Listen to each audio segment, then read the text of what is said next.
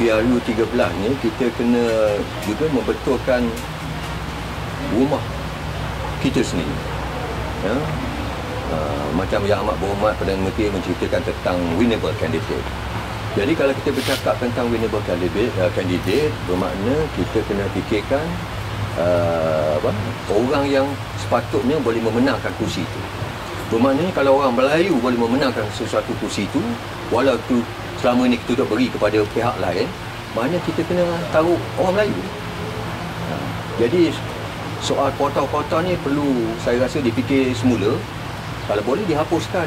Kita hendak calon itu yang mana adanya sebahagian besarnya orang Melayu, yang kita merasakan orang Melayu boleh memenangkan kursi itu, kita kena bagi kepada orang Melayu untuk bertanding di situ.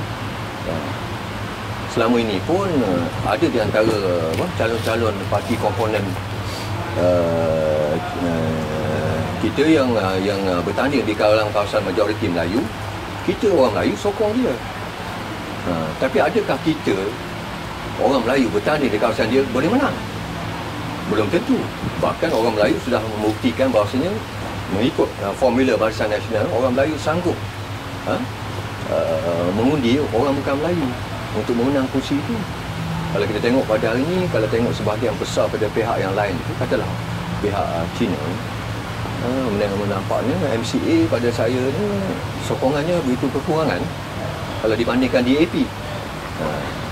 Jadi pada saya kita kena kaji baliklah ni semua kalau kita hendak. Mana bukan kita nak menafi hak-hak mereka, tapi soalnya kita nak menang pilihan raya. Jadi PM pun dah cakap tentang winnable candidate. Jadi kalau winnable candidate tu kita kena fikirlah, mana kalau orang Melayu boleh menangkan kursi itu, kita kena tahu orang Melayu lah, calon Melayu lah. Mana soal kuotanya perlu di ada soal nombor 2. Dan saya rasa kalau kita laksanakan cara ini, saya rasa harapan kita masih lagi baik untuk orang kata kekal berkuasa di negara ini. Tapi kalau kita duduk masih lagi nak menjaga hati orang sini, orang ini, orang itu, parti ini, parti itu, jadi saya rasa rakyat akan nampak bahasanya kita ni lemah. Kita lemah dan kita tidak ada orang kata hala tuju yang betul-betul yang jelas. Saya merasakan UMNO itu masih lagi relevan, terutamanya bagi orang Melayu. Jadi kita ni parti yang memperjuangkan hak orang Melayu. Jadi saya hendak pemimpin atasan utama mesti menampakkan mereka ni berjuang untuk kepentingan orang Melayu. Saya tengok kebelakangan ni kita duduk nak menjaga hati orang lain. Bahkan kita tahu ataupun semua orang tahu yang ada di antara komponen kita ni kadang-kala dia tak menjaga hati kita. Jadi pada pandangan saya, kalau kita nak kekalkan formula Barisan Nasional ni yang mana UMNO ni menjadi tunjang kepada kekuasaan dari segi kerajaan di Malaysia ni, UMNO kena dinampakkan berani dan kukuh dari segi perpaduan dalam UMNO. UMNO punya pemimpin taklah berani sikit membuat sesuatu teguran terhadap jika adanya kesilapan-kesilapan itu dan berterus terang. Dan kita juga hendakkan komponen kita ni menjaga hati kita juga, terutamanya menjaga hati orang Melayu. Dan kita sebagai pejuang demi kepentingan orang Melayu kena mengutama bahasanya kita kena menjaga hati orang Melayu. Kebelakangan ni saya nampak kadang-kadang orang Melayu pun terkeliru sama ada kita ni betul-betul berjuang untuk demi kepentingan orang Melayu. Bahkan ahli-ahli UMNO juga kadang ada yang di antaranya yang merasakan terkilan dalam sesuatu keputusan yang dibuat oleh pimpinan UMNO di peringkat atasan dan juga kerajaan. Nampak sangat kita ni telah terlampau bertolak ansur. Ya? Kita kurang tegas Bila kita kurang tegas, ini menggambarkan kita lemah. Jadi apabila kita lemah, macam-macam orang kata dakwaan atau macam-macam tuntutan akan dibuat daripada pihak yang bukan Melayu. Kita tahu bahasanya selama ini pun kerana UMNO lah, iaitu Barisan Nasional ni mendapat sesuatu kekuatan. Ya. Kita tahu peranan komponen ni sama ada MCA, MIC ke, kalau ikut pada keputusan pilihan raya umum yang telah sudah 2008. Saya sudah nampak bahawa ada kelemahan-kelemahan mereka. Bahkan pihak mereka pun tidak menyokong mereka. Hanya yang saya nampak pada 2008, UMNO memang membuktikan bahawasanya kita adalah di antara parti yang terkuat di dalam gabungan Barisan Nasional. Jadi pada pandangan saya, UMNO itu sendiri kena membuat sedikit orang kata perubahan dalam untuk menampakkan bahawasanya kita masih lagi orang kata kekal dengan apa yang telah kita perjuangkan selama ini.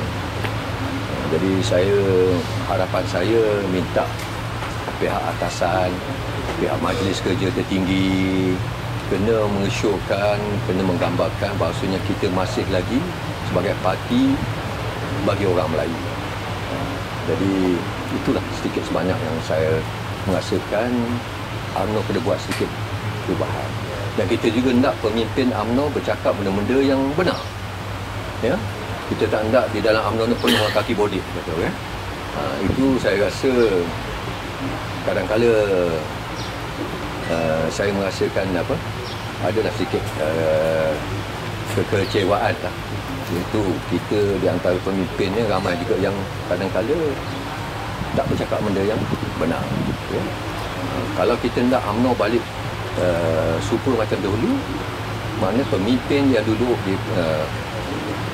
di peringkat yang mana yang berkuasa, yang duduk di Majlis Tinggi, hendaklah bercakap kepada ketua kita benda-benda yang benar. Itu yang saya nampak. Kita kalau boleh, kita nak Majlis Tinggi itu jadi Majlis Tinggi macam dulu, di zaman Allahyarham Tun Razak dulu, yang mana menggambarkan bahawasanya parti UMNO ni menguasai kerajaan. Pada hari ini saya rasa sudah terbalik kot. Apa yang saya beritahu betul tak betul, wallahualam. Nampaknya kadang-kadang kerajaan membuat sesuatu keputusan tanpa merujuk kepada Majlis Kerja Tertinggi. Jadi saya merasakan sudah sampai masanya kita kena balik kepada cara dulu. Makna sesuatu yang boleh orang kata mengaitkan tentang kepentingan orang Melayu mesti dibincangkan di Majlis Kerja Tertinggi UMNO sebelum dibawa ke pihak kerajaan. UMNO ni perlu bersatulah. Pimpinan UMNO kena memikirkan tentang perjuangan, tentang hala tuju UMNO itu sebagai parti yang sudah menguasai lebih pada 50 tahun. Jadi kita kena